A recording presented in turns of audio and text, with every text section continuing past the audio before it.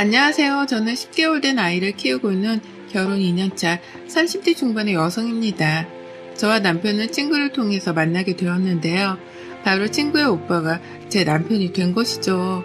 친구와 만나던 자리에 우연히 함께 만나게 된 자리에서 지금의 남편과 연애가 시작되었고, 친구 역시 저와 남편의 연애를 크게 반겨주며 응원했답니다.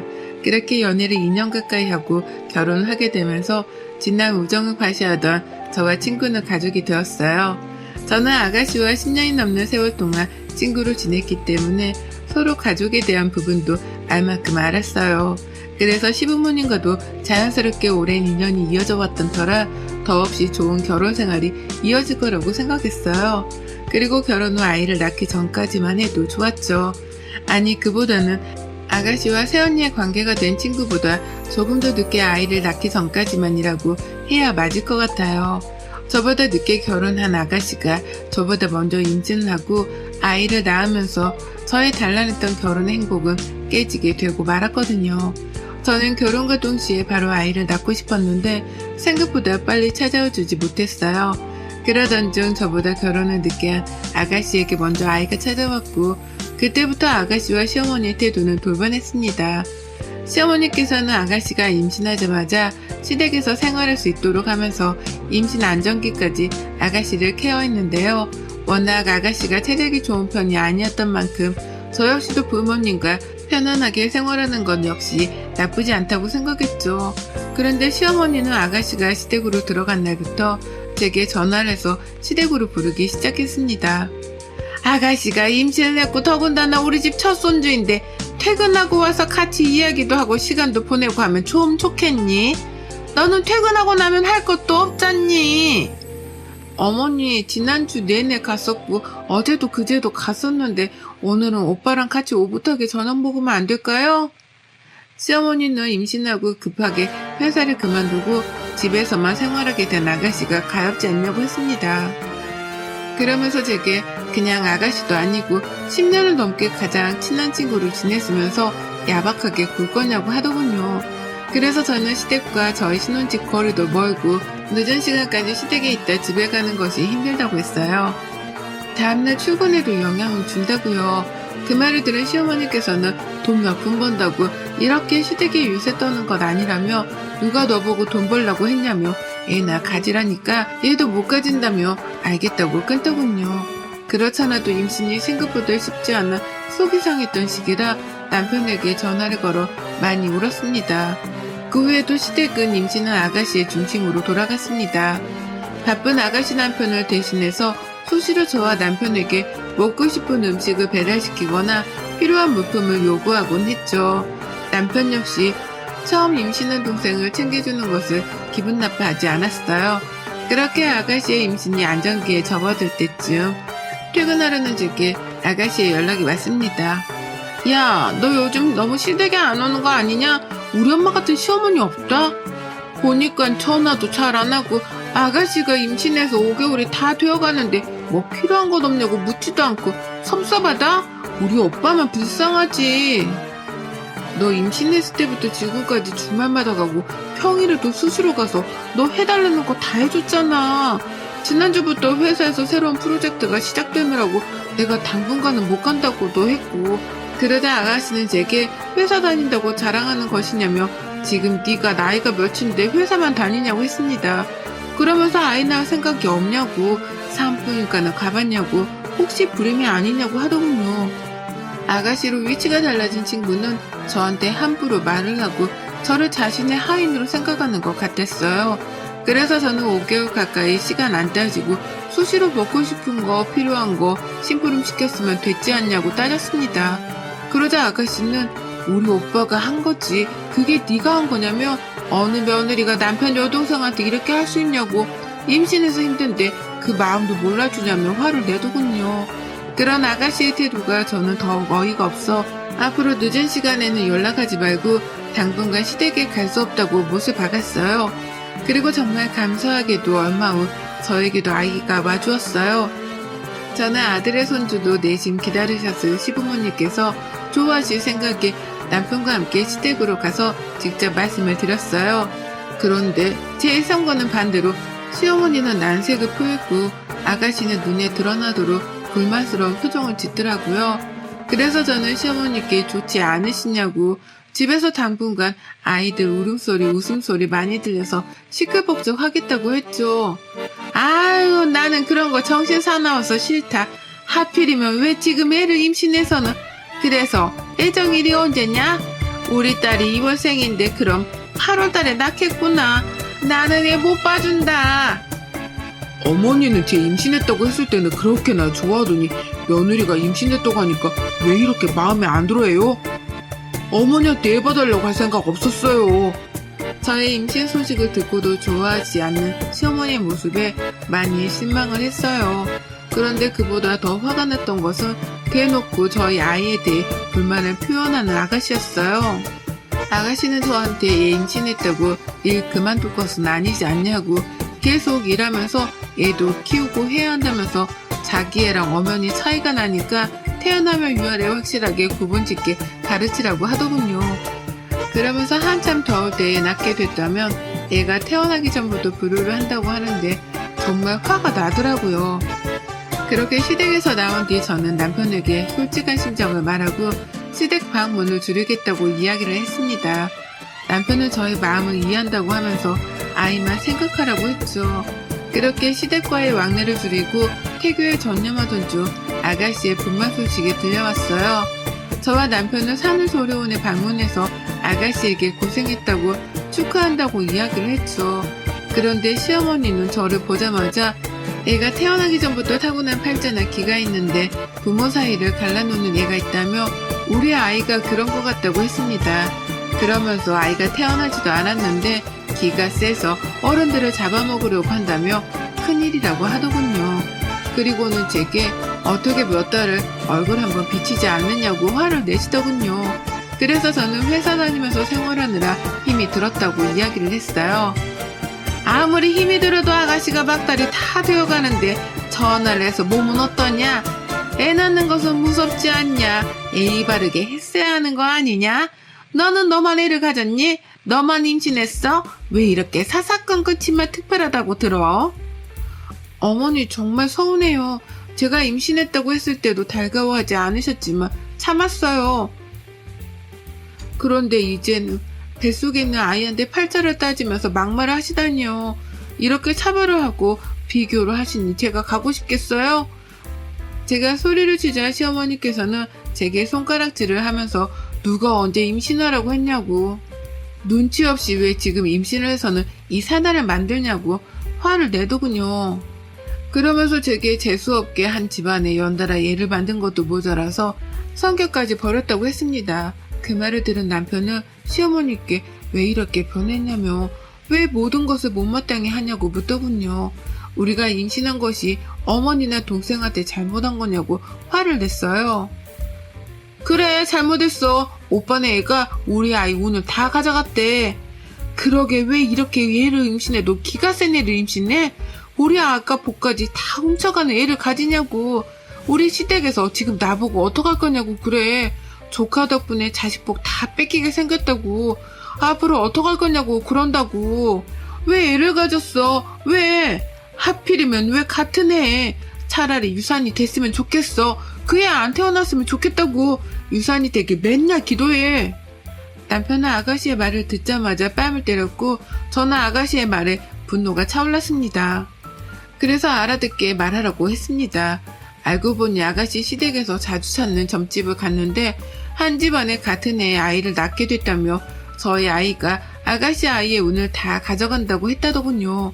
그때 당시만 해도 제가 임신하지 않는 상태라 점쟁이 말은 믿을 것이 못 된다며 시댁에서 안심을 시켰는데 제가 임신하게 되면서 태어나기 전부터 아이가 재질이 복이 없다고 매번 아가씨한테 말을 하곤 했다고 해요. 그 말을 들은 시어머니와 아가씨는 저희 아이가 아가씨 아이에게 걸림돌이 된다고 생각했답니다. 저는 시어머니와 아가씨에게 다시는 찾아오지 않겠다고 말을 하고 나왔습니다. 그 후 몇 차례 아가씨로부터 전화가 왔지만 받지 않고 그렇게 저도 곧 분만이 다가왔고 친정 부모님과 남편의 축복 속에 예쁜 아이를 품에 안게 되었습니다. 아이를 낳았지만 시댁에 따로 연락을 드리지 않았어요. 그래서 저는 친정엄마의 도움을 받아 산후조리를 하며 서툴지만 육아에 최선을 다하고 있었어요. 그러던 어느 날 시어머니와 아가씨가 저희 집으로 찾아왔습니다. 오랜만에 만났고 서로 앙금이 있는 상태였기 때문에 분위기는 냉랭했죠. 그런 와중에 저희 친정엄마는 시어머니께 오랫동안 찾아가지도 않았다며 저 대신 사과를 했어요. 시어머니는 친정엄마의 사과를 받는 둥 마는 둥 하시더니 고개를 돌려 저희 아이를 보더군요. 그리고서 한 시어머니의 첫마디는 얘가 누구 닮아 저렇게 얼굴이 너프대하고 머리가 크냐며 앞으로 100일이 다 되도록 고개도 못 감는지 싶다고 하더군요. 저는 그 말을 듣자마자 오빠가 워낙 머리가 크다 보니 아빠 닮아 그런가 보다라고 했어요. 그러자 시어머니는 내가 낳을 때도 그렇고 지금도 그렇고 얼굴이 크단 얘기는 듣다 처음 듣는다며 남편 없을 때 남편은 이렇게 흉보냐고 하더군요. 그 말에 저 역시 지지 않고 아들이 아빠 닮았다는 것이 왜 흉이냐고 큰일 하는 사람들은 얼굴이 다 크지 않냐고 되물었죠. 그런 저와 시어머니를 본 아가씨는 앉아서 제대로 이야기는 하자고 하더군요. 아직 이름 안 지었지? 내가 첫 조카고 하니까 이름 지어왔어. 이 이름으로 해. 아가씨는 자기가 직접 장명소에 가서 이름을 지어왔다며 이름 3개가 쓰여진 종이를 주었습니다. 옆에 있던 시어머니는 이렇게 나이가 같아도 서로 마음 씀씀이가 다르다며 저한테 속이 좁고 꽁하다며 몇 번 볼멘 소리를 했다고 아들하고 연을 끊게 만든다며 말하고는 저를 흘겨보시더군요. 저는 갑작스러운 장명소 이름을 받아들고 기분이 이상했습니다. 그래서 아가씨에게 이 이름들의 뜻을 알 수 있냐고 물었어요.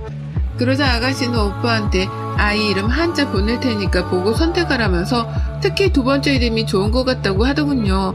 그러자 시어머니께서는 저희 아이를 보고는 2번째 이름을 불러대며 얼마나 부르기가 쉽냐고 이 이름이 딱이라며 이름을 부르기 시작했죠. 그런 모습이 의아했던 저는 아무리 그래도 아이 이름의 뜻은 알고 불러야지 무조건 불러주면 되겠냐고 한자를 달라고 했어요. 단호하고 완강한 저의 태도에 마지못해 한자를 알려줬고 저는 한자의 뜻을 찾아보았어요. 이름 3개가 모두 순하고 약하다는 의미의 뜻을 가진 이름이었죠. 저는 순간 산후조리원에서 주고받았던 대화가 떠올라 물었어요. 혹시 이 이름 시댁에서 간다는 점집에서 받아온 이름이에요? 이름 3개가 다 순하다는 뜻, 약하다는 뜻, 흔들린다는 뜻을 가지고 있는 한자네요? 너는 뭘 그렇게 매번 따지고 드니 따지고 들긴. 설마 네 애한테 해로운 이름을 지어왔겠니?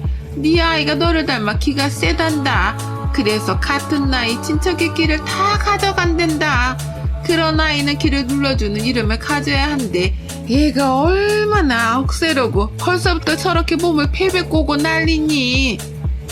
우리 애는 얼마나 순딩순딩한지 6개월이 넘었는데도 저렇게 몸을 안고 오는데 무슨 신생아가 이렇게 억세? 사돈어른이 고생했다. 저렇게 기센 애는 좀 눌러주는 이름이 좋아. 나도 그런 거 안 믿는데 돈 나쁘다는 것은 안 하는 게 좋은 거잖아. 이거 30만원짜리 이름이야. 이런 시댁이 어딨냐? 저는 그 자리에서 이름이 적힌 종이를 찢었습니다. 그리고 아가씨한테 던졌죠. 저는 아가씨에게 적어도 네가 얘를 먼저 낳았으니까 좀 늦게 낳은 나를 더 이해하지 않을까 생각했다고 했습니다. 그러면서 네 애가 소중한 만큼 다른 애도 소중하다는 것 알 거라고 생각했다고 착각했다고 이야기를 했죠. 그런 저를 본 시어머니는 어디서 배워먹은 버릇이냐고 어디서 감히 종이를 찢어서 제 시누이한테 집어 던지냐고 화를 내더군요.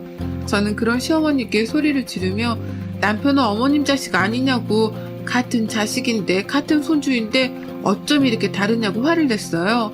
시어머니께 바란 것 하나 없고 그저 건강하게 잘 크라는 그 말 한마디면 됐는데 어떻게 할머니가 손주 귀를 누르겠다며 이름을 지우냐고 그러니 내가 안 돌아버리겠냐고 난리를 쳤죠.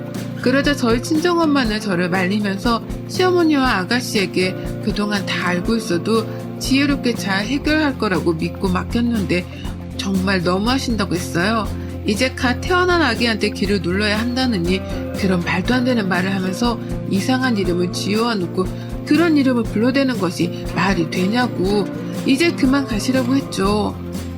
아가씨는 저한테 이름 이 셋 중에 하나로 반드시 지으라고 하더군요. 그러지 않으면 자기 애한테 갈복이 저희 아이한테 다 가게 된다고 그렇게 남의 인생 빼앗아서 네 애만 잘 됐으면 좋겠냐고 소리를 질렀어요.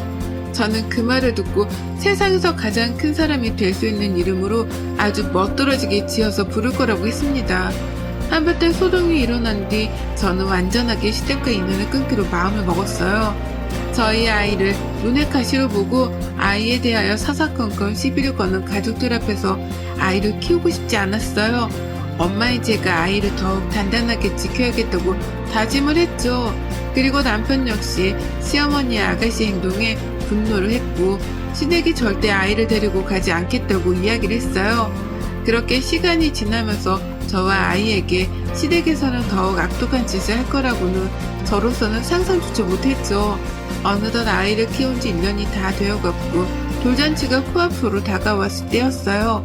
저희 부모님으로부터 자신의 아이가 축하받지 못한 남편의 마음을 오죽할까 싶어 저는 돌잔치 역시 간소하게 하기로 했어요. 시댁 가족들 없이 돌잔치를 하는 만큼 친정 부모님과 친한 지인들만 부르고 가볍게 식사하는 자리로 대체하기로 했어요. 돌잔치날 아이 사진을 찍어주고 와주신 손님들을 응대하고 있는데 멀리서 시어머니와 아가씨의 모습이 보였어요. 저는 순간 너무 당황했고 어떻게 알고 오셨냐고 물었죠. 그러자 아가씨는 친구들한테 돌잔치 한다는 이야기를 들었다며 어떻게 돌잔치를 하는데 부모님을 초대하지 않느냐고 하더군요.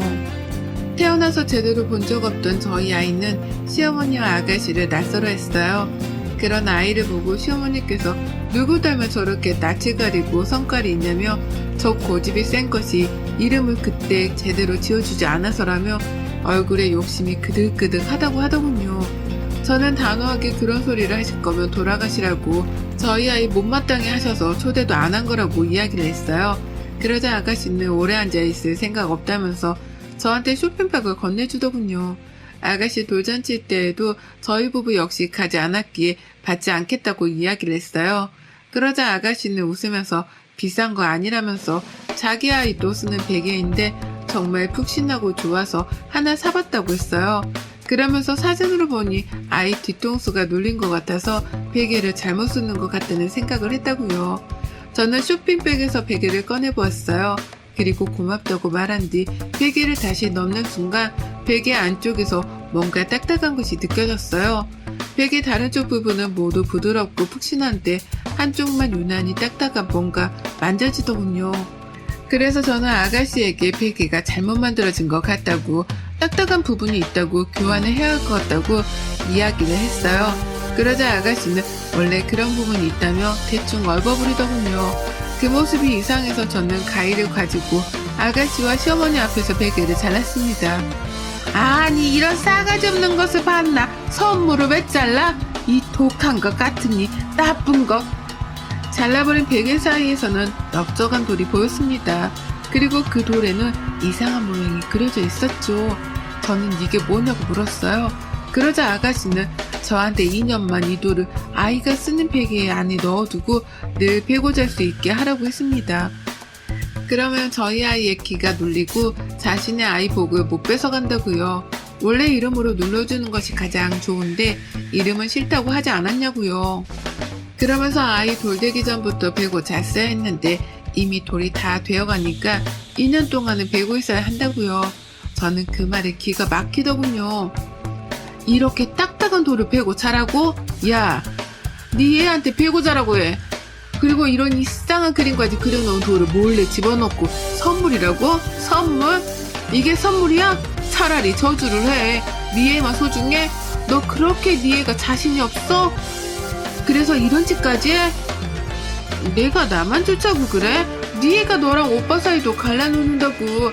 너랑 우리 엄마 사이 얼마나 좋았냐? 그런데 이것 봐. 네 애 생기고 나서 이렇게 됐잖아. 네 애가 기가 세서 그런다고. 그래서 내가 도와준다는데도 이 난리야? 그러게 얘를 임신할 거면 제대로 임신하고 낳던가.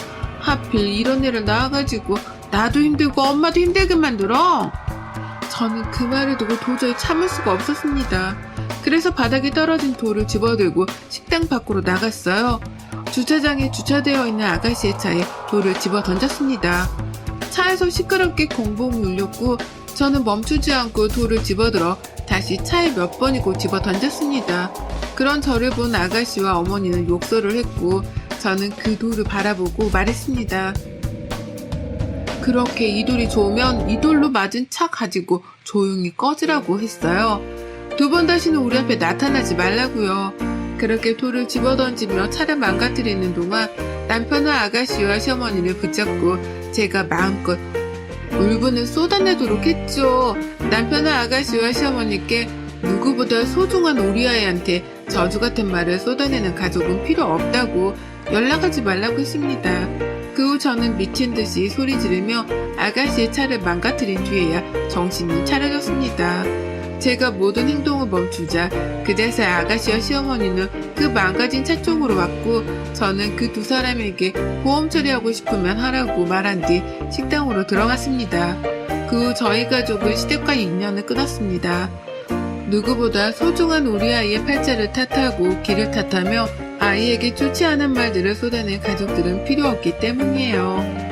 그 누구보다 사랑하는 아이를 지키기 위해 행동을 했고 결단을 내렸고 지금은 우리 세 식구 행복하게 살아가고 있습니다. 여러분의 생각은 댓글로 남겨주세요. 오늘도 시청해주셔서 정말 감사합니다.